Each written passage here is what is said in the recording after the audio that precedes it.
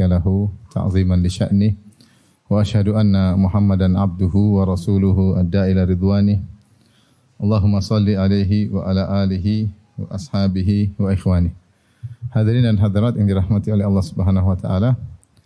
Pada kesempatan bahagia ini kita akan menyampaikan tentang kisah-kisah para salihin, apa yang mereka lakukan ketika mereka menghadapi kondisi-kondisi genting ya. Karena sebagaimana kita ketahui dalam kehidupan ini tidak selalu berjalan sesuai dengan yang kita inginkan ya.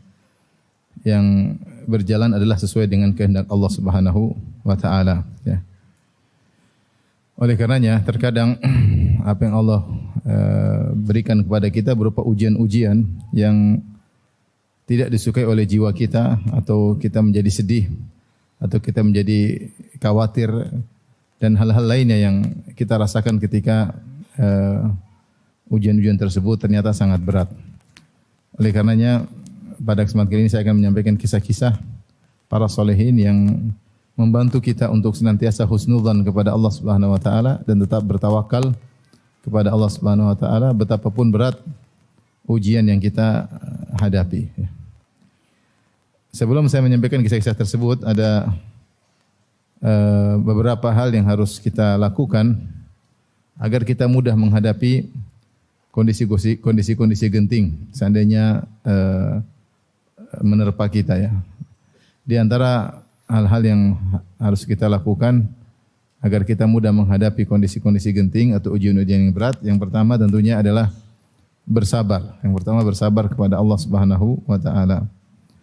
Karena Nabi sallallahu alaihi wasallam ketika menasihati Ibnu Abbas radhiyallahu taala anhuma dalam hadis yang panjang, yaitu hadis ihfazillah yahfazka, di akhir hadis kata Nabi sallallahu alaihi wasallam, wa'lam anna an-nasr ma'as sabri. Ketahuilah bahwasanya pertolongan Allah itu bersama dengan kesabaran. Pertolongan Allah itu datang bersama dengan kesabaran. Dan ini sesuai dengan firman Allah Subhanahu wa taala, innallaha ma'as sabirin. Sungguhnya Allah bersama dengan orang-orang yang sabar. Dan kita tahu bahwasanya dalam pembahasan akidah al-ma'iyah, kebersamaan Allah Subhanahu wa taala, ma'iyatullah, kebersamaan Allah itu ada dua, ada namanya al-ma'iyah al-ammah, kebersamaan umum, dan yang kedua namanya al-ma'iyah al-khassah, yaitu kebersamaan khusus. Apa bedanya? Kalau al-ma'iyah al-ammah, kebersamaan umum, yaitu Allah bersama seluruh makhluknya, dalam artian Allah melihat mereka, Allah mengetahui mereka, ya Allah bersama seluruh makhluk dengan ilmunya. Seperti firman Allah Subhanahu wa taala, wa huwa ma'akum aina ma kuntum. Allah bersama kalian dimanapun kalian berada. Maka Allah bersama makhluknya, yaitu bersama makhluknya dengan ilmunya dan pengetahuannya dan penglihatannya. Ini namanya ma'iyatullahi al-ammah, kebersamaan Allah yang umum. Dan ini berlaku bagi seluruh makhluk. Karena setiap makhluk dilihat dan diketahui oleh Allah Subhanahu wa taala. Ada namanya al-ma'iyah al-khassah, kebersamaan khusus, kebersamaan khusus. Yaitu kebersamaan bagaimana? Kebersamaan yang mengkonsekuensikan at-ta'yid wan nasar, pertolongan dan penguatan dari Allah Subhanahu wa taala. Di antaranya firman Allah Subhanahu wa taala, innallaha ma'as sabirin. Sungguhnya Allah bersama orang-orang yang sabar. Seperti perkataan Nabi sallallahu alaihi wasallam ketika dalam goa bersama Abu Bakar As-Siddiq radhiyallahu taala anhu, maka Rasulullah SAW berkata, la tahzan innallaha ma'ana. Jangan kau sedih, sungguhnya Allah bersama kita. Yaitu Allah akan menolong kita, Allah akan menguatkan kita. Maka jika seorang menghadapi kondisi yang genting, kemudian dia bersabar, ketahuilah pertolongan Allah menyertainya. Pertolongan Allah menyertainya. Kapan dia terlepas dari sabar, maka Allah pun meninggalkannya. Allah pun meninggalkannya. Maka ini poin yang sangat kritis bagi seorang ketika sedang diuji. Maka hendaknya dia bersabar. Kapan dia bersabar, maka Allah akan kasih solusi dengan cara Allah. Allah akan kasih solusi dengan cara Allah. Makanya Allah berfirman tentang Bani Israel, kata Allah Subhanahu wa taala, "Wa tammat kalimatu rabbikal husna ala bani Israil bima sabaru." Kata Allah Subhanahu wa taala, maka telah sempurnalah keputusan Allah yang indah kepada Bani Israel bima sabaru, karena kesabaran mereka. Itu setelah mereka disiksa sekian lama, diintimidasi oleh Fir'aun dan para pengikutnya, sampai akhirnya datang Nabi Musa alaihissalam menasihati mereka. Ista'inu billahi wasbiru, kata Nabi Musa, wahai kaumku, minta tolonglah kepada Allah dan bersabarlah. Nah, ketika mereka bersabar, Allah tolong mereka.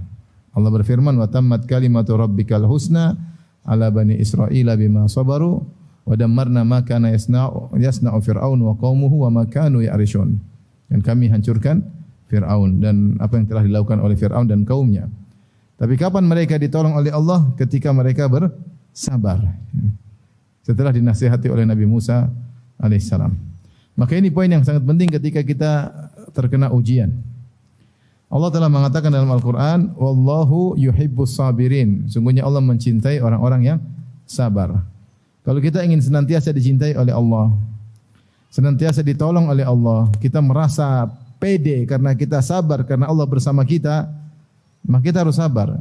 Kapan kita tidak sabar, maka Allah meninggalkan kita. Kapan kita tidak sabar, maka cinta Allah mulai luntur dari kita. Karena dalam kehidupan ini banyak hal yang tidak kita sukai, banyak hal terkait dengan keluarga kita, terkait dengan ekonomi kita, terkait dengan banyak hal. Kita pinginnya ke utara, ternyata kita malah kegeret ke selatan. Berlabuh dengan kapal berharap menuju ke utara, ternyata angin berhembus ke arah selatan. Pinginnya ke ngalor, malah angin ke ngidul. Pinginnya ke ngetan, malah ke ngulon, ya, ngulon. Dan sering seperti itu. Karena semua yang kita inginkan, kalau semuanya kita inginkan dikabulkan, itu hanya di surga. Itu hanya di mana? Surga. Kalau di dunia enggak lah. Di dunia banyak kita pingin ini, hasilnya begini. Pinginnya gitu, hasilnya. Rencananya begini, ternyata hasilnya berbeda. Dikarenanya di antara kunci yang paling penting dalam menghadapi problematika kehidupan yang genting terutama adalah kesabaran. Ini perkara yang sangat penting. Yang kedua, karena kalau kita sabar Allah akan tolong kita. Yang kedua adalah berbaik sangka kepada Allah Subhanahu wa taala. Berbaik sangka kepada Allah Subhanahu wa taala ketika sedang diuji oleh Allah dengan perkara-perkara yang genting. Allah Subhanahu wa taala berfirman, Innallaha ma'al ladzina taqaw wal ladzina hum muhsinun. Kata Allah Subhanahu wa taala, sungguhnya Allah bersama orang yang bertakwa dan orang-orang yang muhsinun, yang berbuat ihsan. Ya, Allah bersama mereka, bertakwa dan berbuat ihsan. Dan di antara makna ihsan adalah ihsanud dzan billah, berbaik sangka kepada Allah Subhanahu wa taala. Di antara anugerah yang Allah berikan kepada seorang hamba, jika dia berbaik sangka kepada Allah Subhanahu wa taala. Dalam hadis qudsi Allah berfirman, Ana inda dhanni abdi bi, sungguhnya aku sesuai dengan persangkaan hambaku kepadaku. Falyadhunna abdi bi ma syaa, maka hendaknya hambaku berprasangka tentangku dengan prasangka yang dia kehendaki, terserah, kata Allah. In dhanna khairan falahu, kalau dia berprasangka baik, maka bagi dia kebaikan. Wa in dhanna syarran falahu, kalau dia berprasangka buruk kepadaku, maka bagi dia keburukan tersebut. Oleh karenanya dalam kondisi-kondisi genting kita butuh untuk berbaik sangka kepada Allah. Dan di antara puncak kegentingan dihadapi oleh seorang adalah ketika dia menghadapi sakaratul maut. Itulah puncak kegentingan dalam kehidupan ini. Tidak ada yang lebih berat daripada gentingnya menghadapi sakaratul maut. Dan ketika menghadapi sakaratul maut, yang paling utama adalah kita berbaik sangka kepada Allah Subhanahu wa taala. Makanya Nabi sallallahu alaihi wasallam bersabda, la yamutanna ahadukum illa wa huwa yuhsinu dhanna billah. Jangan sekali-sekali salah seorang dari kalian meninggal dunia kecuali dia berbaik sangka kepada Allah Subhanahu wa taala. Seorang ketika nyawanya mau dicabut, hendaknya dia berbaik sangka kepada Allah. Hadirkan dalam dirinya Allah Maha Pengampun, Allah Maha Penyayang. Allah lebih sayang kepada hambanya daripada ibu kepada sang hamba. Tidak ada yang besar di sisi Allah jika seorang bertobat kepada Allah. Terus berbaik sangka kepada Allah. Namun memang tidak mudah berbaik sangka kepada Allah Subhanahu wa taala. Disinggung oleh Ibnu Al-Qayyim rahimahullah dalam kitabnya Ad-Da' wa Dawa atau Al-Jawabul Kafi, bahwasanya orang yang sering bermaksiat susah dia memanage hatinya untuk berbaik sangka kepada Allah Subhanahu wa taala. Karena dia selama ini membangkang perintah Allah Subhanahu wa taala, susah. Berbaik sangka tidak semudah yang dibayangkan, tidak mudah orang berbaik sangka kepada Allah. Tidak mudah. Jangankan dalam kondisi genting, dalam kondisi biasa saja terkadang seorang berburuk sangka kepada Allah. Semakin dia banyak bermaksiat, semakin dia sulit berbaik sangka kepada Allah. Semakin dia banyak bergantung kepada selain Allah, semakin sulit dia berbaik sangka kepada Allah Subhanahu wa taala. Maka untuk bisa mudah berbaik sangka, seorang menjaga dirinya, yaitu berusaha menjadi orang yang saleh. Bukan berarti tidak pernah berdosa. Siapa sih yang tidak pernah berdosa? Tapi kalau dia berdosa, segera dia kembali kepada Allah Subhanahu wa taala. Kapan kita mudah berbaik sangka? Ketika kita sudah prosedural. Saya sudah prosedural kok. Saya sudah lakukan, saya sudah istikharah, saya sudah musyawarah, saya sudah berdoa, saya sudah jalankan, saya sudah ikhtiar. Ternyata mengalami kegentingan, kita tenang. Kita husnudzan. Apa yang Allah berikan, apa yang putuskan itu yang terbaik. Kenapa? Karena kita sudah ikut prosedur. Jadi masalah kalau kita tidak prosedural. Maksiat, membangkang, ini. Begitu menghadapi permasalahan, ingin berbaik sangka, ternyata tidak mudah.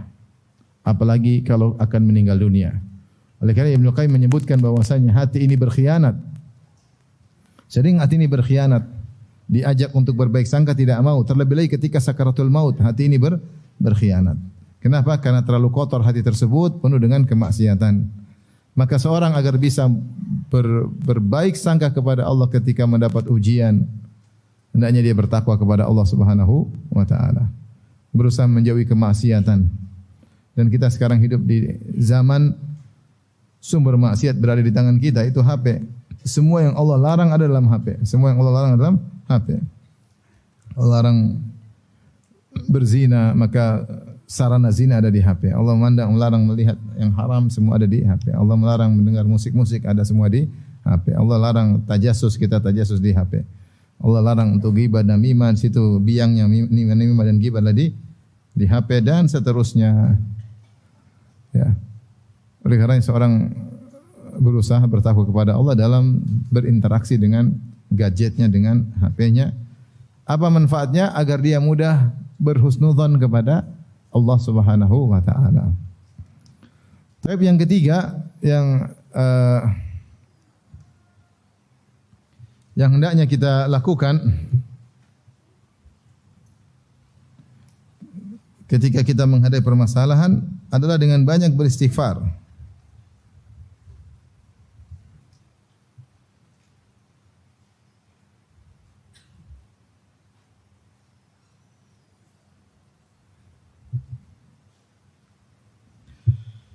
Agar kita banyak istighfar. Kenapa? Karena secara umum kaidah menyatakan semua keburukan yang kita alami adalah dari dosa, karena dosa-dosa kita. Ya. Wa ma asabaka min sayyi'atin famin nafsik. Keburukan apapun yang menimpamu maka adalah dari dirimu. Ma asabakum min musibatin fabima kasabat aydikum wa ya'fu an katsir. Tidak ada musibah yang menimpa kecuali akibat ulah perbuatan kalian. Makanya Rasulullah SAW mengatakan, ma yusibul muslim min wasabin wala nasabin wala hammin wala hazanin wala adan hatta syauka yushakuha illa kafarallahu biha khatayahu. Tidaklah suatu yang buruk menimpa seorang hamba, apakah dia sakit, apakah dia letih, apakah dia sedih, apakah dia gelisah, apakah ada yang menzaliminya, kecuali akan, bahkan duri yang menusuknya, kecuali akan menjadi penggugur dosa-dosanya. Maka seorang ketika mengalami hal yang tidak dia senangi, genting, maka dia banyak istighfar. Ini salah satu solusi. Astaghfirullah, astaghfirullah, astaghfirullah. Dalam satu hadis, ya, meskipun sanadnya lemah, namun maknanya benar. Kata Rasulullah SAW, man lazimal istighfar, siapa suka beristighfar, senantiasa beristighfar, ja'alallahu lahu min kulli dhaikin makhraja.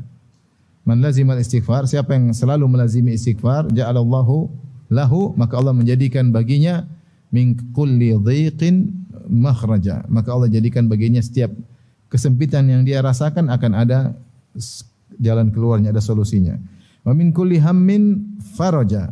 Dan setiap kegelisahan gundah gulana yang dia pikirkan, yang dia sulit hadapi, akan ada jalan keluarnya, solusinya. Ya. Wa razaqahu min haitsu la yahtasib. Dan Allah akan berikan dia rezeki dari arah yang tidak dia sangka-sangka. Ini semua secara sanad hadis yang lemah, namun maknanya semua benar. Ya. Makanya ketika Nabi Nuh alaihissalam menasihati kaumnya, dia berkata, faqultu astaghfiru rabbakum innahu kana ghaffara.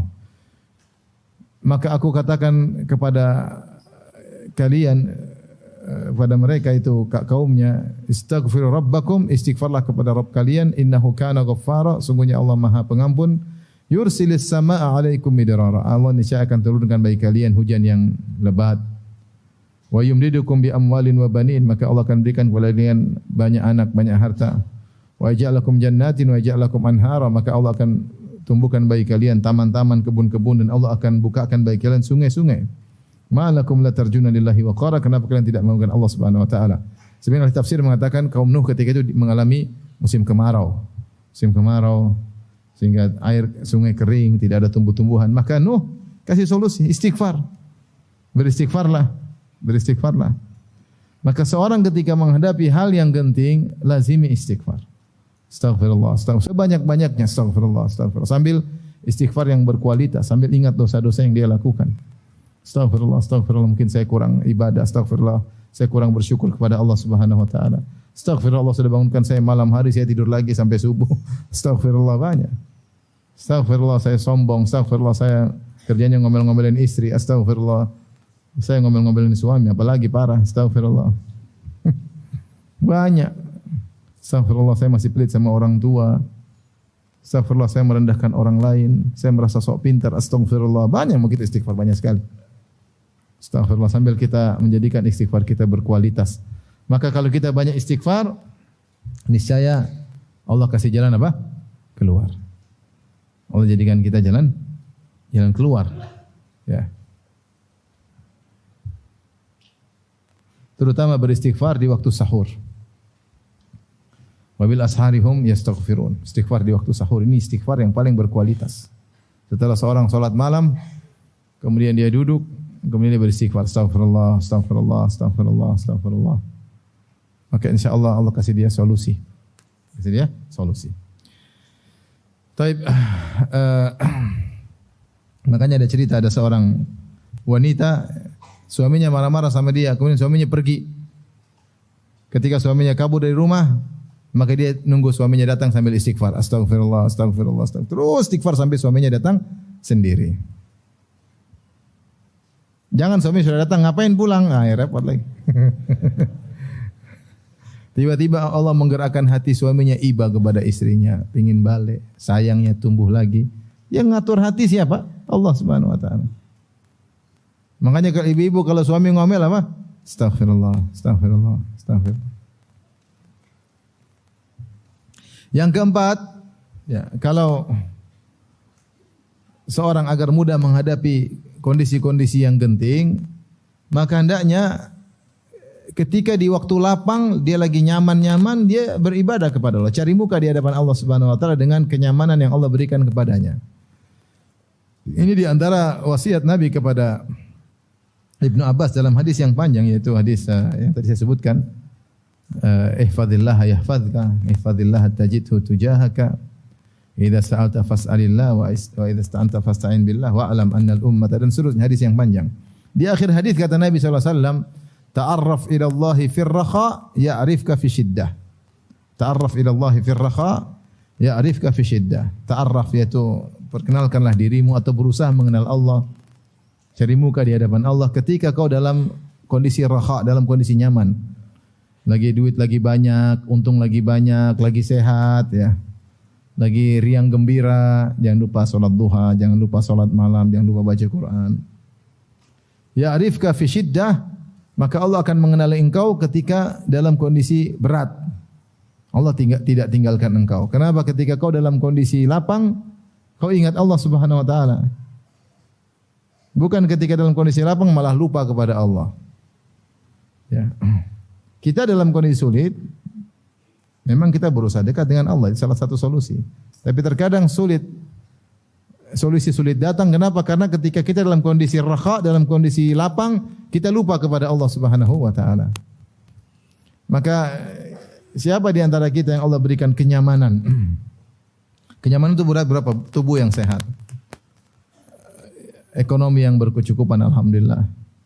Alhamdulillah ada rumah, ya, nyaman. Banyak orang yang susah. Terus kita cari muka di depan Allah, kita bangun malam, kita berdoa, kita baca Quran. Maka niscaya ketika dalam kondisi sulit, Allah akan ingat kita. Allah akan ingat kita. Ya. Para ulama menyebutkan tentang hal ini ketika mereka mensyarah hadis ini seperti dalam kitab Jami' Ulumul Hikam, yaitu tentang kisah Nabi Yunus alaihissalam. Nabi Yunus alaihissalam ketika ditelan oleh ikan paus, maka dia berdoa kepada Allah, La ilaha illa anta subhanaka inni kuntu minadh dhalimin. Maka Allah pun mengenalinya. Suaranya pun naik ke langit dan dikenal oleh malaikat. Ini suaranya Yunus bin Matta alaihissalam, yang dikenal selalu beribadah kepada Allah dalam kondisi raha. Ada apa gerangan? Ternyata dia dalam kondisi susah. Lagi dalam perut ikan paus. Di dalam kegelapan. Fanada fi dhulumat, dalam kegelapan yang bertubi-tubi, dia berdoa kepada Allah Subhanahu wa taala.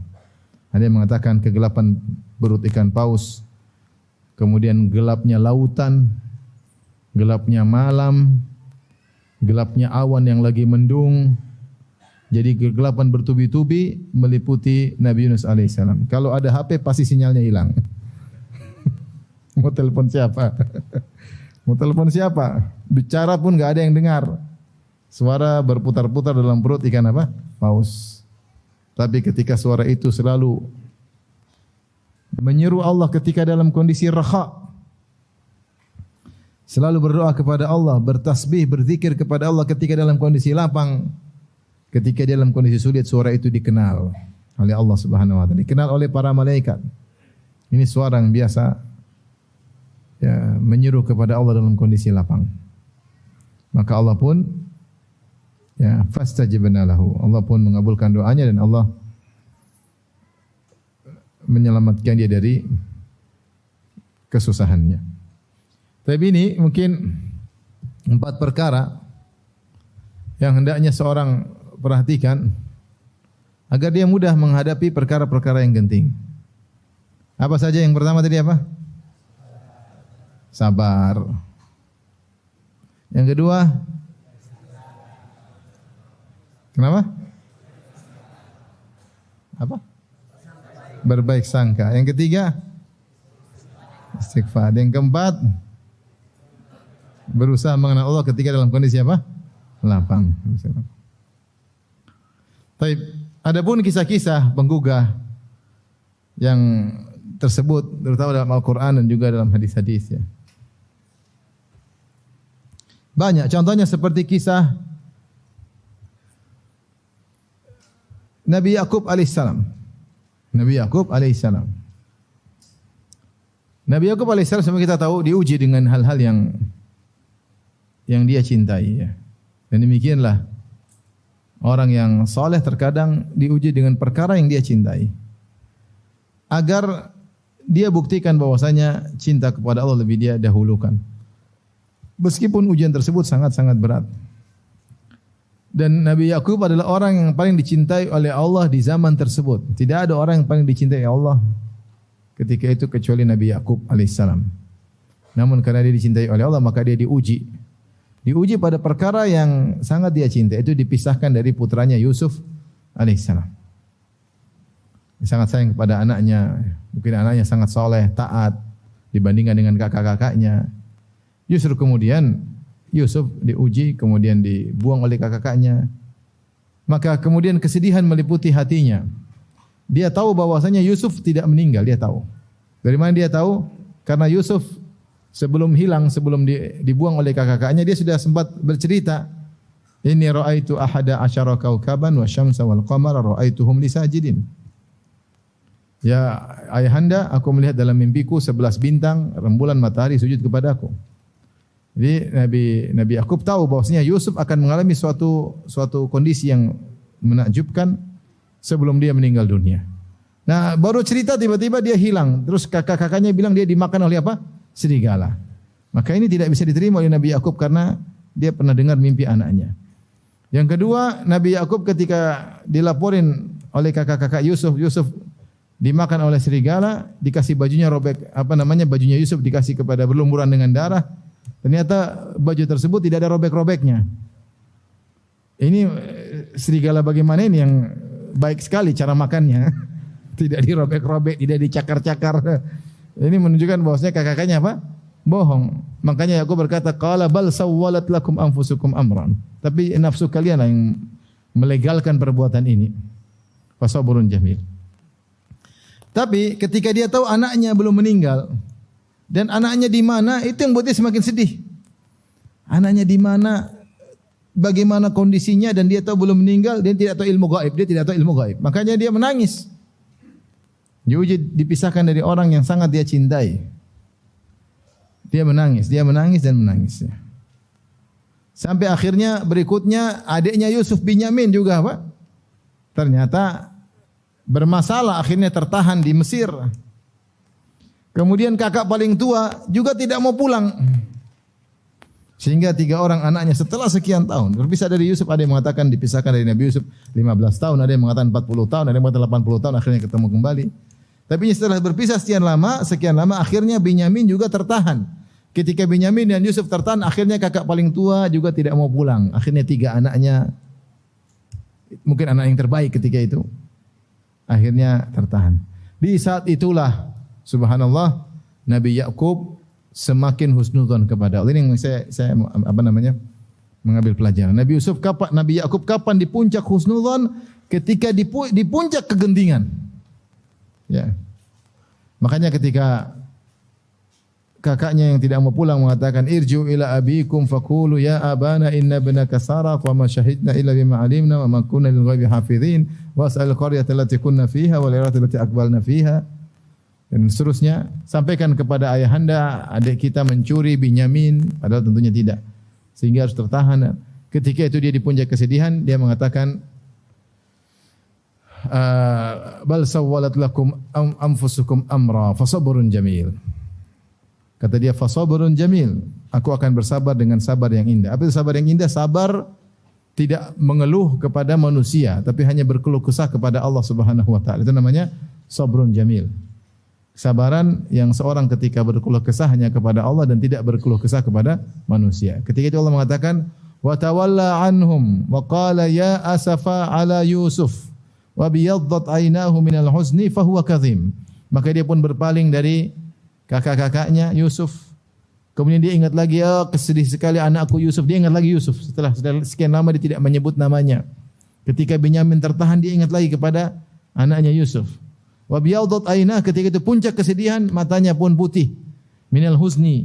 Tadinya ada bulatan hitam jadi putih semua, menunjukkan dia tidak bisa melihat lagi karena saking sedihnya. Dan dia menahan rasa sedihnya. Maka anak-anaknya komentar lagi. Qalu tallahi tafta'u tadhkuru Yusuf hatta takuna harran aw takuna minal halikin. Ayahanda, kau ingat-ingat Yusuf terus sampai kau hampir mati, ya. Sampai buta, sampai hampir mati.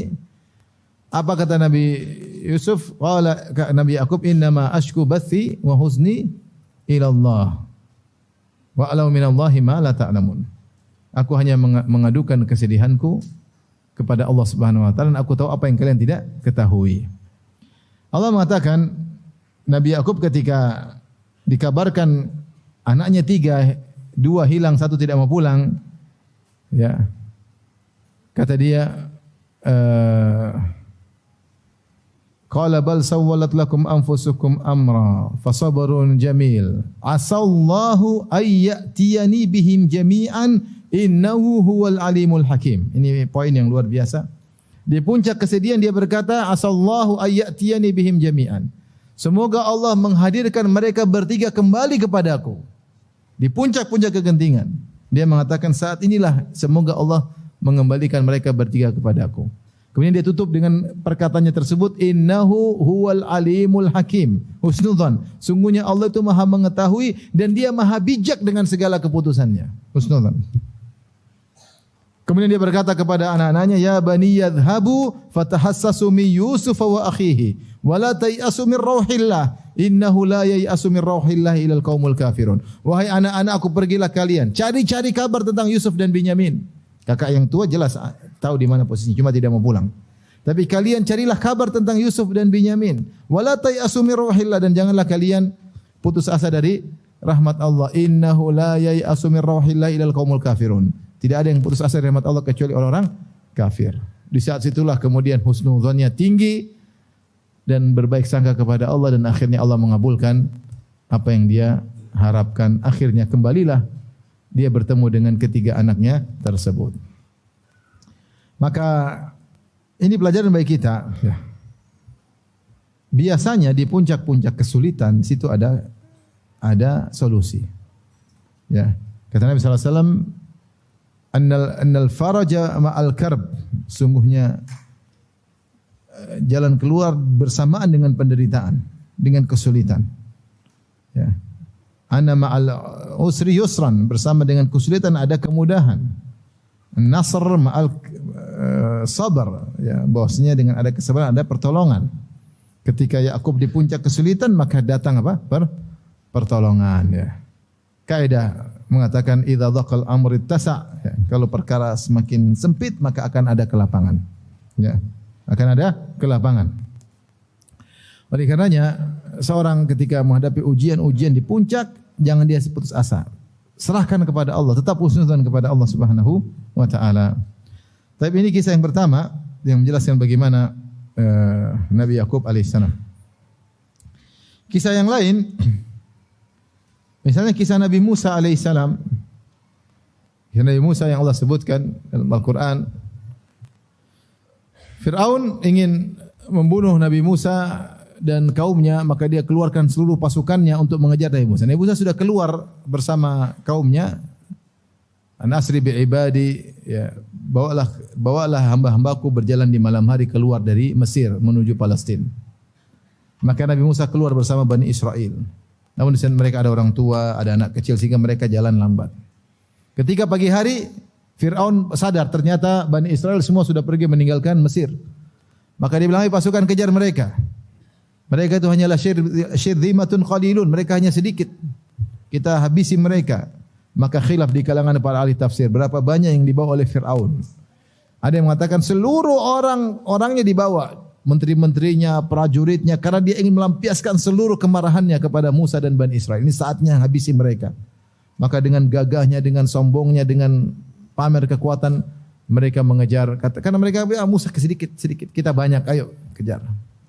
Akhirnya benar, ketika matahari menyingsing, ya, tiba-tiba mereka saling melihat. Walamma tara'atil jam'ani qala ashabu Musa inna lamudrakun. Ketika matahari terbit kemudian mulai terlihat, nampaklah kedua kelompok tersebut. Kelompok Nabi Musa bersama Nabi Musa alaihissalam sudah di hadapan Laut Merah. Laut Merah dengan ombak yang bergejolak di hadapan mereka. Sementara di belakang mereka ada Fir'aun dan bala tentaranya. Tidak ada jalan keluar, tidak ada solusi. Mau kemana? Enggak ada jalan lari, tidak bisa lari.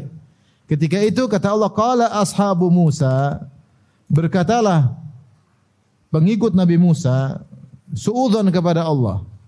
Mereka berkata, inna lamudrakun, kita akan ketangkap, kita akan tertangkap. Tidak ada jalan lain. Di depan kita enggak mungkin menyeberang, kita akan tenggelam dalam Laut Merah. Dan mungkin kita kabur karena di belakang kita ada Fir'aun dan bala tentaranya. Kita kelompok kecil, mereka banyak, semakin mengepung. Mau kemana? Mereka dengan mudahnya mereka mengatakan inna lamudrakun, sungguh-sungguh kita akan ketangkap, akan kesusul. Saat itulah Nabi Musa menguatkan husnudzannya, dia mengatakan kalla inna ma'aya rabbi sayahdin. Sekali-sekali tidak, sungguhnya Allah bersamaku dan dia akan kasih jalan keluar. Subhanallah, bagaimana husnudzan Nabi Musa di puncak-puncak kegentingan. Tatkala orang lain sudah putus asa, Nabi Musa justru semakin pede. Kalla, sekali-sekali tidak ada seperti itu. Inna ma'iya rabbi sayahdin. Allah bersamaku. Tapi siapa yang bisa mengucapkan demikian? Orang yang bertakwa. Kalau kita tukang maksiat, Allah bersamaku, bersama apa? Tiap hari nonton film Korea, gimana bilang Allah bersama? Kalau kita, sebagian kita gitu susah, kita mau pede susah. Tapi kalau kita tadi malam salat malam, kita berdoa kepada Allah, kita zikir, kita sedekah, kita bersalah, kita berdosa, kita bertobat, kita berbakti sama orang tua, kita bisa hadirkan perasaan Allah bersamaku. Boleh.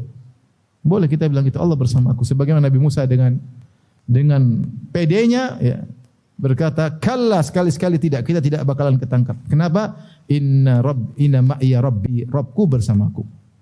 Kebersamaan khusus. Dia pasti menolongku, saya hadiin. Dan benar, akhirnya Allah suruh Nabi Musa memukulkan tongkatnya, maka fanfalaqa fakana kullu firqin kattaudil azim. Maka kemudian air laut pun mengalir ke atas, melanggar undang-undang alam semesta. Airnya kan mengalir dari atas ke bawah. Ini air dari bawah mengalir ke mana? Ke atas. Ya. Hukum teori gravitasi tidak berlaku. Naik ke atas. Itulah mukjizat. Naik ke atas, kemudian bikin lorong 12. Jadi air bukan cuma terbuka, naik ke atas bikin lorong 12. Seperti disebut oleh Ibnu Katsir dalam tafsirnya. Lorong 12 karena mereka 12 suku. Karena kalau lorong cuma satu nanti empet-empetan terlambat. Sementara ini di belakang kejar terus. Dibukalah 12 lorong. Kemudian mereka masuk masing-masing sesuai dengan lorongnya. Kemudian di lorong air tersebut ada jendela-jendelanya sehingga mereka saling melihat. Tidak suudzon, jangan-jangan teman kita suku sana sudah mati. Enggak, mereka saling melihat. Sementara 12 lorong. Akhirnya mereka apa? Selamat. Setelah mereka selamat, Nabi Musa ingin memukulkan tongkat lagi, kata Allah jangan. Watrakil bahra rahwan. Innahum jundum mughraqun. Biarin, jangan dulu dipukul. Akhirnya Fir'aun dan balantaranya, laut masih terbuka. Kata Fir'aun, fatajallada. Kata Ibnu Katsir, Fir'aun sudah terlanjur, dia ego, dia gengsi mundur. Maka dia menyabarkan dirinya, kemudian dia bikin ulah, dia bilang, wahai kaumku, sungguhnya laut telah terbuka untukku. Mari sini. Dia terlanjur, mau gengsi mundur gimana, enggak enak kan? Nah, Tuhan masa gengsi, masa mundur. Ayo, laut terbuka untukku. Semua mojo goblok semua, masuk semua. Kemudian Nabi Musa pukul sekali lagi, kemudian mampus semua. Tapi mau saya, bagaimana Nabi Musa alaihissalam justru pede di puncak-puncak kegentingan. Puncak kegentingan. Contoh lagi kisah dalam Al-Quran. Seperti kisah yang kita sudah singgung tadi. Nabi Muhammad SAW bersama Abu Bakar As-Siddiq. Thaniyatnaini dalam surat Al-Anfal. Thaniyatnaini idh huma fil ghar idh yaqul li sahibi la tahzan innallaha ma'ana. Dalam surat apa? Taubah atau Al-Anfal? Thaniyatnaini idh huma fil ghar idh yaqul li sahibi la tahzan innallaha ma'ana. Ketika yang kedua berkata kepada temannya, yang kedua maksudnya Nabi Muhammad SAW berkata kepada temannya Abu Bakar. Idh huma fil ghar, ketika mereka berdua berada dalam goa. Itu goa di Jabal Thawr. Idh yaqul li sahibi, ketika dia berkata kepada temannya, Nabi berkata kepada kawannya, la tahzan, jangan kau sedih. Innallaha ma'ana, sungguhnya Allah bersama kami. Kapan Nabi mengucapkan ini? Ketika di puncak kegentingan. Sebagaimana kita ketahui ketika Rasulullah SAW berhijrah, maka kaum Quraisy membuat sayembara, siapa yang bisa mendatangkan Abu Bakar atau Muhammad hidup atau mati dapat 100 ekor onta. Maka tersebarlah sayembara tersebut, orang rebut-rebutan ingin bisa menangkap Muhammad dan Abu Bakar, satu atau kedua-duanya hidup atau mati, karena dapat 100 ekor onta. Anak-anak muda datang untuk membunuh Muhammad dan Rasulullah sallallahu alaihi wasallam. Akhirnya Rasulullah SAW pasang strategi. Di antara strategi tersebut adalah Rasulullah SAW ketika pergi meninggalkan kota Mekah, Rasulullah SAW tidak langsung ke utara menuju kota Madinah, karena Mekah di bawah, Madinah di utara, di atas lagi negeri Syam. Maka harusnya Nabi ketika keluar dari kota Mekah langsung menuju utara. Tapi di antara strategi Nabi justru ke selatan menjauhi kota Madinah. Ke selatan kira-kira 6 kilo naik ke atas namanya Jabal Thawr. Sembunyi situ 3 hari. Kenapa sembunyi 3 hari? Supaya mengelabui mereka. Kalau 3 hari mereka putar-putar enggak dapat, mereka bilang sudah lolos. Padahal belum berangkat. Itu maksudnya, paham? Maka Rasulullah SAW berencana 3 hari berdiam dalam goa, dalam Jabal Thawr. Tujuannya apa? Itu strategi. Karena begitu mereka kehilangan Nabi di kota Mekah, mereka pasti kirim seluruh pasukan kemana-mana, ke segala penjuru untuk cari Muhammad. Kalau sudah 3 hari mereka tidak dapat, berarti sudah lolos. Ternyata belum apa? Belum berangkat. Nah, itu strategi Nabi. Maka Nabi pergi ke selatan, naik ke Jabal Thawr dengan berbagai macam cara. Ya. Sampai ada yang menyebut dalam pada sejarah bahwasanya bahkan jejak kaki Nabi ditutupi dengan kaki-kaki kambing yang digembalakan oleh Amir bin Fuhairah radhiyallahu anhu, sehingga tidak ada, karena orang Arab pandai membaca jejak kaki. Mereka pandai sekali baca jejak kaki. Akhirnya sudah diusahakan semua supaya Nabi selamat, tidak terlacak jejaknya. Toh ternyata perbuatan manusia tidak ada yang sempurna. Semua strategi sudah dipasang, ada missnya. Ternyata benar orang-orang Quraisy mendapati jejak kaki tersebut. Subhanallah, padahal di gunung. Ya. Maka mereka naik menyusuri jejak kaki tersebut sampai di mulut goa Jabal Thawr. Ketika itu mulut goa terbuka dan goanya itu di bawah. Situ ada Abu Bakar dan Nabi Muhammad SAW. Ketika itu Abu Bakar pun takut. Karena orang sudah ribut-ribut di atas di mulut goa. Abu Bakar berkata kepada Nabi, "Ya Rasulullah, law anna ahadahum nadhara ila tahti qadamaihi la abasarana." Ya Rasulullah, jika seandainya salah seorang dari mereka nengok ke bawah gini aja sudah melihat kita. Sudah melihat kita karena pintu goa terbuka. Ya. Saat-saat yang genting. Artinya rencana Nabi gagal. Harusnya mengelabui kaum musyrikin supaya tidak tahu jejak kaki. Ternyata malah sampai depan mulut goa. Di saat genting itulah yang Abu Bakar sudah ketakutan. Maka Nabi menenangkan dengan pedenya, dia mengatakan, "Ya Abu Bakrin, ma dhannuka bithnaini Allahu thalithuhuma." Wahai Abu Bakar, bagaimana menurutmu tentang 2 orang yang Allah ketiganya bersama mereka? Tentu akan selamat. Maka turunlah firman Allah, "Tsaniyatnaini idh huma fil ghar idh yaqulu sahibi la tahzan innallaha ma'ana."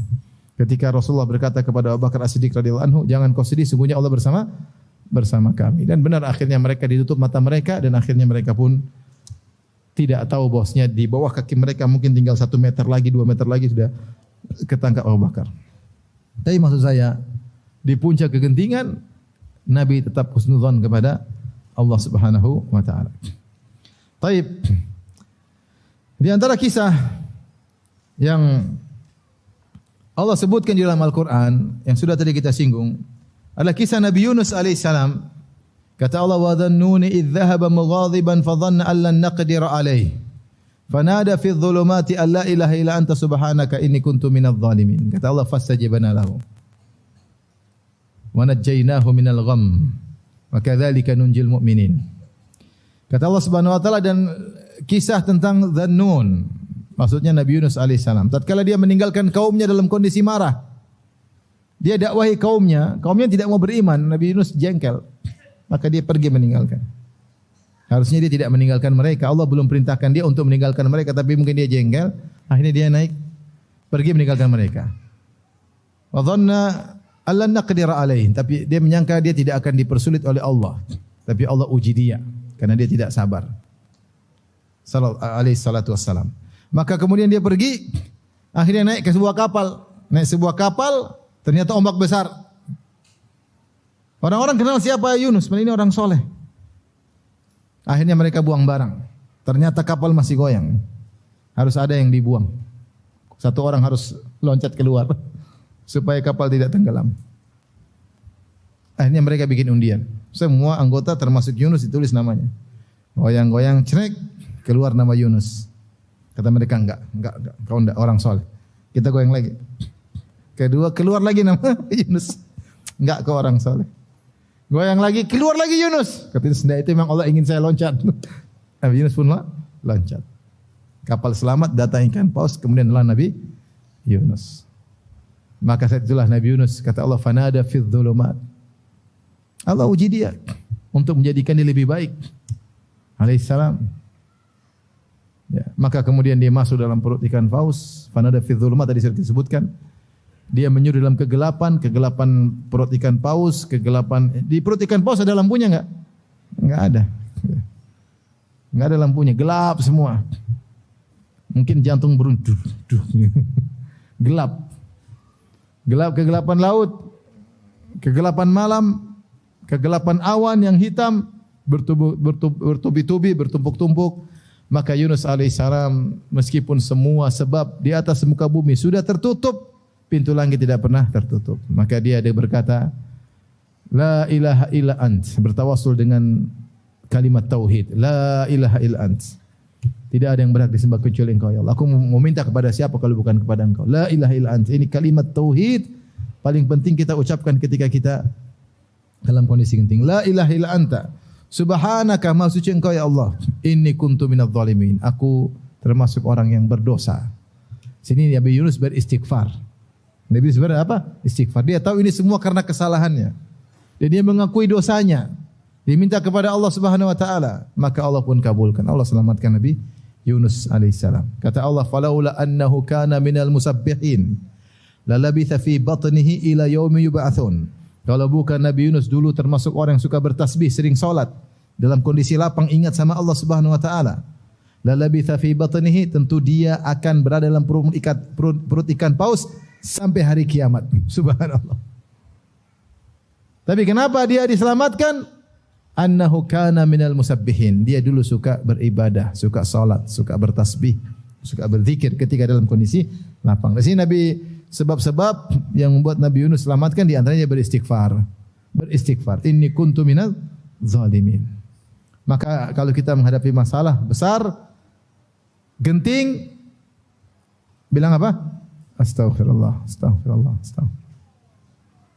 Antum sekarang ada yang menghadapi masalah genting enggak? Ada? Ada, mungkin ada. Mungkin ada. Di antara kita mungkin ada. Mungkin pembicara juga sedang menghadapi masalah. Para pendengar. Kuncinya apa? Astaghfirullah, astaghfirullah, astaghfirullah, astaghfirullah. Sampai Allah kasih apa? Solusi. Subhanallah. Kita ini lemah.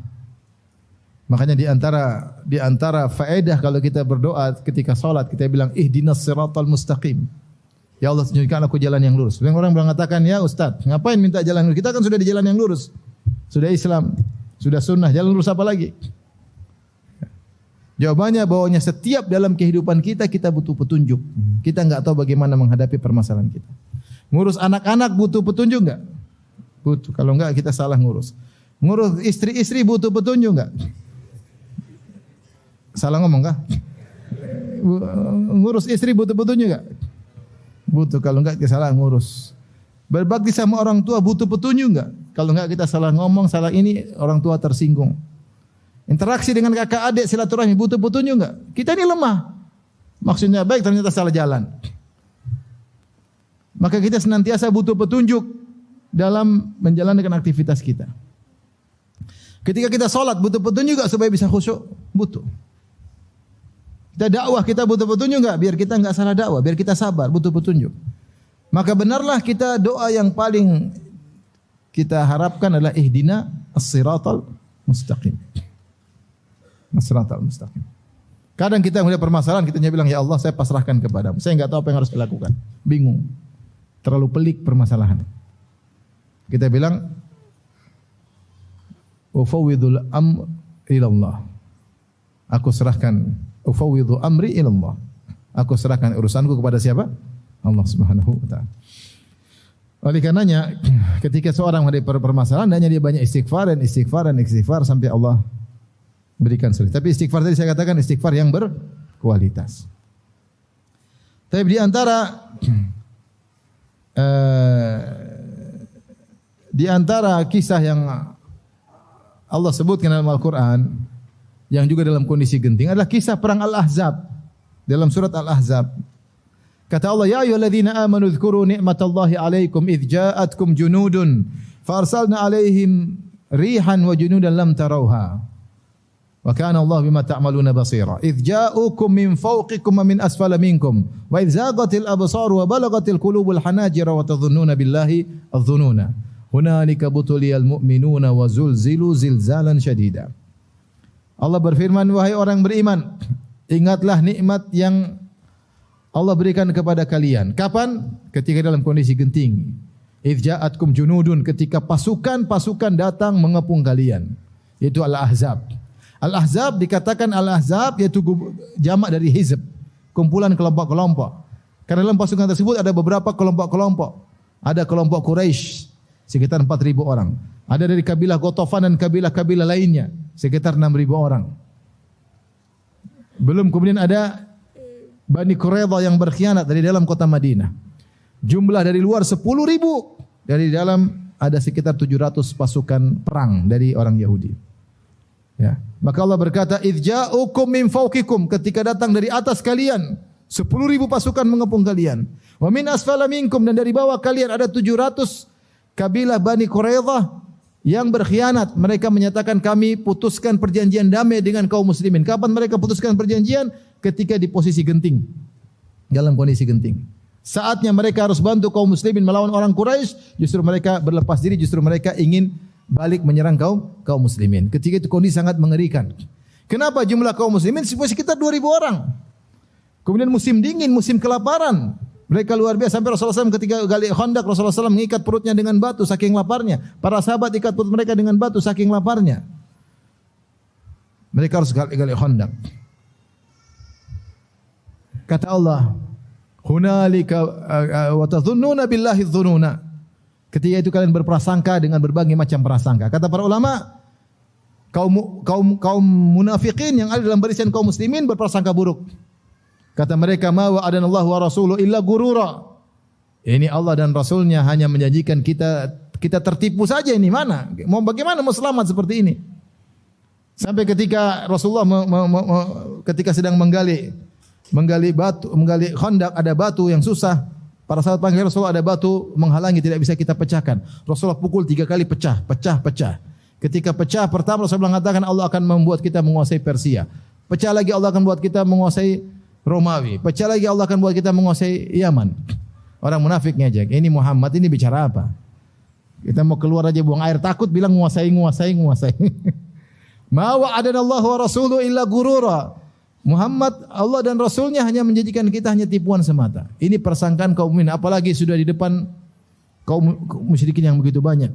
Sampai Allah berfirman, wa izagatil absaru wa balagatil qulubul hanajir. Ketika mata sudah tidak bisa memandang dengan stabil karena ketakutan yang luar biasa, yang dilihat tidak stabil. Zagatil absar, tidak stabil. Wa balagatil qulubul hanajir. Jantung naik sampai ke kerongkongan saking takutnya, berdetak luar biasa. Kata Allah, hunalika butuliyal mu'minuna wa zulzilu zilzalan syadida. Ketika itu kaum ini diuji dengan ujian yang berat dan digoncang dengan sebesar-besarnya, digoncang oleh Allah, ketakutan luar biasa. Tapi orang mukmin ketika falamma ra'al mu'minuna al-ahzaba qalu hadza ma wa'adana Allah wa rasuluhu wa sadaqa Allah wa rasuluhu wa ma zadahum illa imanan wa taslima. Kata Allah memuji kaum mukminin ketika dalam kondisi genting, tatkala kaum mukminin melihat Ahzab sudah datang semuanya. Dengan sombongnya mereka, dengan kekuatan yang begitu banyak 10.000 orang, sementara mereka cuma sedikit. Mereka berkata, hadza ma wa'adana Allah wa rasuluh. Ini yang sudah Allah dan Rasulnya janjikan. Wa sadaqallahu wa rasuluh. Dan sungguh benar Allah dan Rasulnya. Kata Allah, tidaklah menambah mereka kengerian seperti itu illa imanan wa taslima. Mereka semakin beriman dan mereka semakin pasrah kepada Allah Subhanahu wa taala. Inilah mereka berbaik sangka kepada Allah di saat kondisi apa? Genting. Seakan-akan tidak mungkin menang, tahu-tahu Allah kirimkan pertolongan, fa arsalna alaihim rihan wa junudan lam tarauha. Allah pun kirim angin memporak-porandakan mereka. Allah kirim malaikat, angin menghembus dengan begitu kencangnya menghabisi mereka. Tidak ada tungku yang di atas taruh di atas bara api kecuali tungku tersebut terbalik, apinya mati. Tidak ada kemah kecuali kemahnya tumbang. Angin sangat kencang sampai akhirnya mereka ketakutan. Akhirnya mereka pulang. Ya. Wa kafallahu al-mu'minina al-qital. Mereka pulang ketakutan. Tapi mau saya justru dalam kondisi mereka melihat jumlah yang banyak, justru mereka mengatakan wa sadaqallahu wa rasuluh. Sungguh benar Allah dan Rasulnya. Di saat itulah iman mereka semakin tinggi. Taib. Di antara kisah yang Allah sebutkan misalnya dalam Al-Quran. Seperti kisah Nabi Ayub. Mengajarkan kepada kita untuk berbaik sangka kepada Allah Subhanahu wa taala. Allah berfirman, wa ayyuba idh nada rabbahu anni massaniyad durr wa anta arhamur rahimin fastajibna lahu. Kata Allah Subhanahu wa taala, ingatlah Ayub alaihissalam. Ketika dia terkena penyakit, kemudian dia berdoa kepada Rabbnya, dia mengatakan anni massaniyad durr. Ya Allah, aku ditimpa dengan penderitaan. Dia tidak mengeluh, ya Allah ini sakit gini. Dia ijmal global. Dia tahu Allah Maha tahu. Tapi dia tutup doanya dengan kita boleh berdoa sebagai Nabi Zakaria. Kita berdoa dengan dua cara. Ada cara kita detail seperti Nabi Zakaria. Idnada rabbahu nidaan khafiyya. Qala rabbi inni wahanal azmu minni washta'ala ar-ra'su syaiba.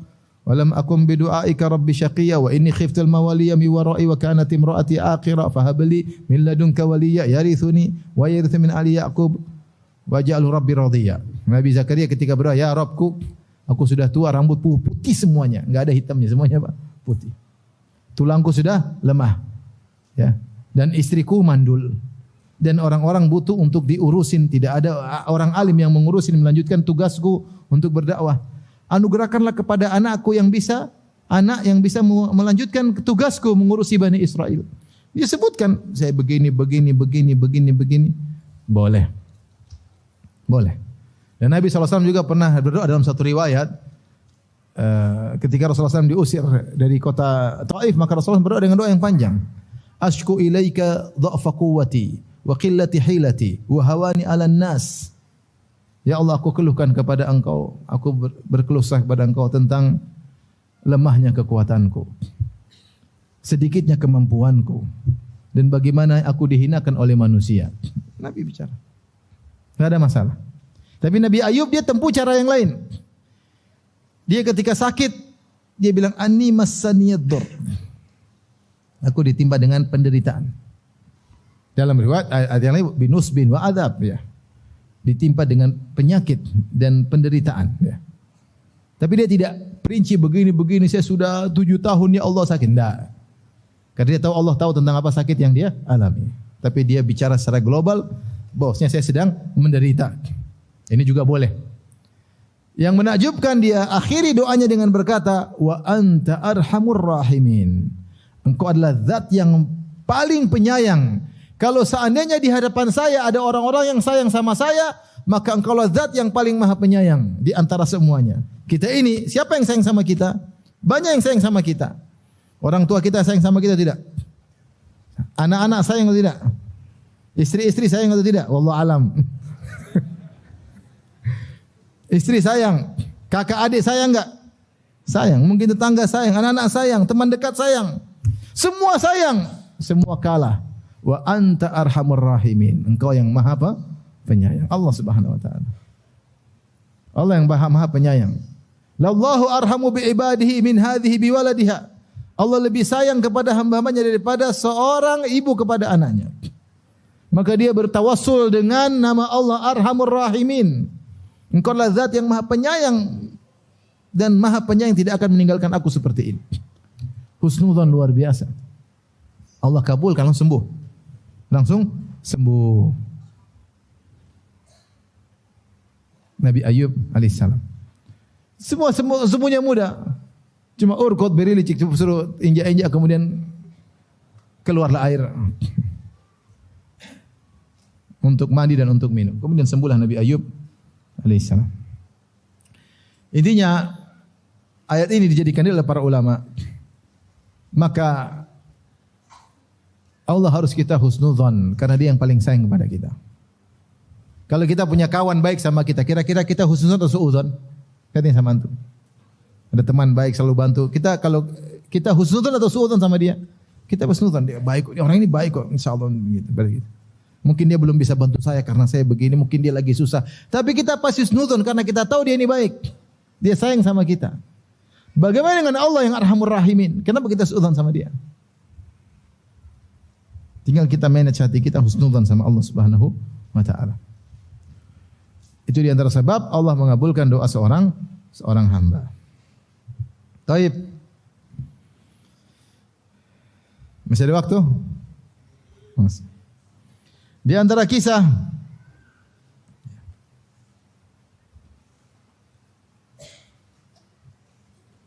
yang disebutkan dalam hadis adalah kisah Hajar dan Ismail. Hajar dan Ismail. Sebagaimana kita ketahui bahwasanya Nabi Ibrahim alaihissalam menikah dengan Sarah, kemudian tidak punya anak. Akhirnya Sarah mempersilahkan suaminya untuk menikahi Hajar yang tadinya adalah budaknya atau pembantunya. Fa akhdamaha Hajar dalam hadis, maka Hajar dijadikan pembantu bagi Sarah. Maka kemudian Ibrahim pun menikah dengan siapa? Hajar. Maka lahirlah anaknya nama siapa? Ismail. Maka Sarah pun cemburu sampai ingin menyakiti Hajar. Padahal yang suruh kawin siapa? Sarah. Jadi di antara sunnah adalah istri pertama menyuruh suami nikah lagi. Sunnahnya Sarah. Kalau istrinya tidak punya, suaminya kalau dia tidak bisa punya anak ya. Tapi tidak ada yang ragu Sarah adalah wanita yang sangat-sangat solehah. Terlalu banyak dalil menunjukkan kesolehan Sarah. Tapi urusan madu maka dia cemburu. Maka dia melakukan suatu tindakan yang di luar daripada kebiasaannya. Kenapa? Kecemburuan telah menutup sebagian kebiasaannya. Sebagaimana Aisyah radhiyallahu taala anha terkadang salah bertindak karena saking cemburu. Makanya Ibnu Hajar ketika mengomentari mengatakan wanita diberi uzur jika melakukan satu hal yang di luar daripada kestabilannya. Kenapa? Karena sebagian akalnya ditutup dengan apa? Cemburu. Paham tidak Bapak-bapak? Ini saya bukan ibu, saya datang bicara Bapak-bapak ya. Makanya Aisyah ketika Nabi lagi di rumahnya, terus madunya istri yang lain ngirim makanan, dia tidak terima, dia pukul makanan tersebut, piring pecah. Rasulullah kasih udzur sama Aisyah. Kata Rasulullah SAW, "Gharrat ummukum." Ibunda kalian cemburu, membuat dia salah bertindak. Saya sering bilang, makanya kalau istri pas buka HP antum ternyata ada WA dari akhwat, kemudian dia marah, dia banting HP antum, kasih udzur. Kalau HP-nya murah. Kalau HP-nya mahal suruh ganti. Kenapa banting HP itu? Piring aja banting murah, jangan HP. Tapi mau saya terkadang kita harus benar-benar sabar menghadapi istri yang cemburu. Dia melakukan kesalahan karena saking cinta kepada kita, ya tidak? Dia melakukan kesalahan bukan karena benci sama kita, tapi dia melakukan kesalahan karena saking cinta kepada kita. Bagaimana kita mau menghukum seorang wanita yang salah karena saking cinta kepada kita? Antum kayak ngerti aja. Ngerti enggak? Ngerti? Bapak-bapak? Ngerti? Siapa yang ngerti angkat tangan coba? Bagaimana antum mau marah kepada seorang wanita yang salah berbuat karena saking cinta sama antum? Dia saking cinta sama antum salah berbuat. Cinta itu buta, membutakan seseorang sehingga salah berbuat. Ini yang dialami oleh Sarah. Dia seorang wanita soleha, kalau berdoa langsung Allah kabulkan. Namun dia marah sama Hajar. Hajar pun dibawa lari oleh Nabi Ibrahim alaihissalam atas perintah Allah Subhanahu wa taala. Dibawalah Hajar dari Palestina, dari negeri Syam ke Mekah. Jaraknya berapa kilo? Jauh, 1000 kilo lebih. Dari Syam ke Madinah saja mungkin 800-900 kilo. Tambah lagi 410 kilo ke Mekah, 1000 kilo lebih. Di sebuah negeri yang tandus, tidak ada tanaman, tidak ada manusia, tidak ada sumber air, tidak ada apa-apa. Dia letakkan kemudian istrinya yang dia cintai Hajar dan putranya Ismail. Kemudian dia balik menuju ke utara. Utara bawa ke selatan, balik lagi. Tanpa ngomong apa-apa. Silakan, ini satu kantung korma, satu kantong air minum. Dia balik. Maka dikejar oleh istrinya Hajar. Ya Ibrahim. Dia heran suaminya kok begini meninggalkan dia seperti ini. Untuk bayangkan bagaimana beratnya Ibrahim. Dia bawa istrinya ke tempat yang dia tahu dia akan meninggalkannya. Sedih atau tidak? Subhanallah. Ini anak yang dia tunggu-tunggu puluhan tahun. Nabi Ibrahim ketika keluar diusir dari Babil, dari Irak, di antara doa yang dia ucapkan, Rabbi hablhi minas salihin. Ya Allah anugerahkan aku anak saleh. Kapan dikabulkan? Puluhan tahun kemudian baru dikabulkan. Ini anak sudah dikabulkan, suruh ditinggal. Berat atau tidak? Saya bisa bayangkan gimana, enggak bisa bayangkan gimana beratnya hatinya Ibrahim ketika itu. Tapi semua perintah Allah. Maka dia taruh anaknya, kemudian dia pergi dengan penuh kesedihan. Maka Hajar mengajarnya, Hajar berkata, "Ya Ibrahim, atatrukuna bihadzal wadi?" Wah Ibrahim, kau tinggalkan istrimu dan anakmu di tempat ini lembah, enggak ada apa-apa, enggak ada manusia, enggak ada tanaman, enggak ada air, enggak ada apa-apa. Ibrahim tidak jawab, cuek, jalan terus. Ini suami cuek. Dikejar lagi oleh Hajar. Subhanallah, istrinya ngejar-ngejar. Wahai suamiku, Hajar kehilangan yang biasa suami yang sangat sayang, sangat cinta.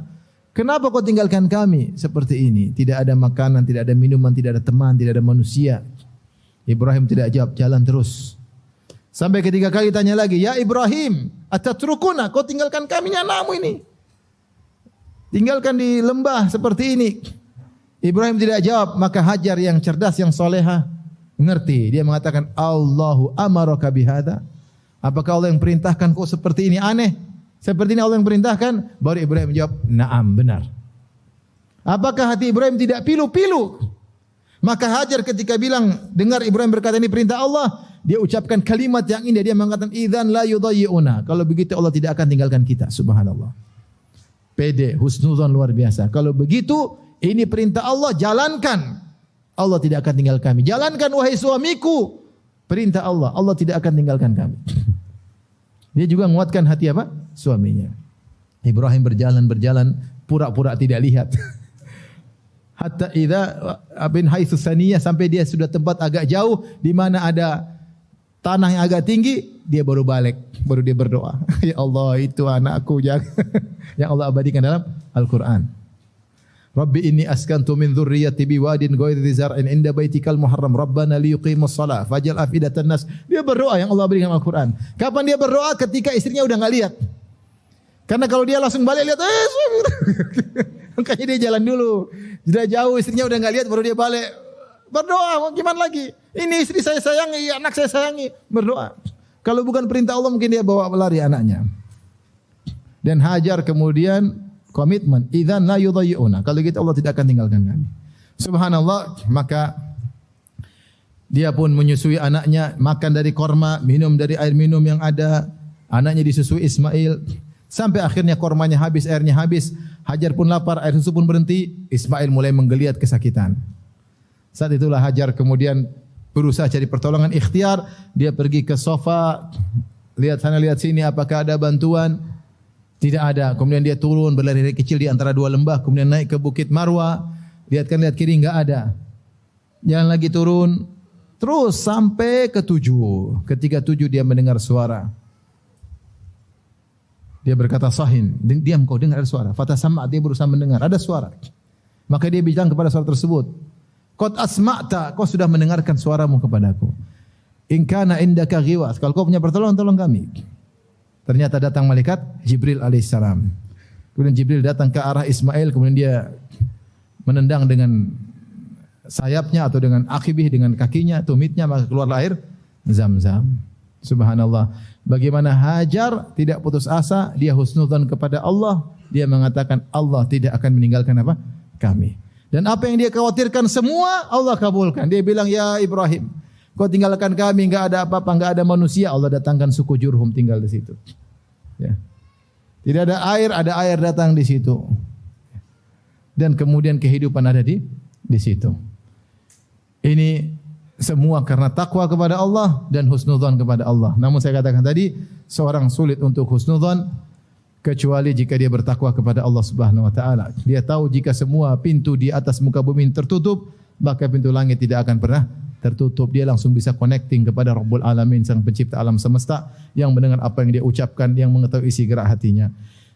Demikian ikhwan dan akhwat yang dirahmati Allah Subhanahu wa taala, yang saya sampaikan. Semoga bermanfaat. Demikian, subhanakallah bihamdik, asyhadu an la ilaha illa anta, astaghfiruka wa atubu ilaik. Assalamualaikum warahmatullahi wabarakatuh.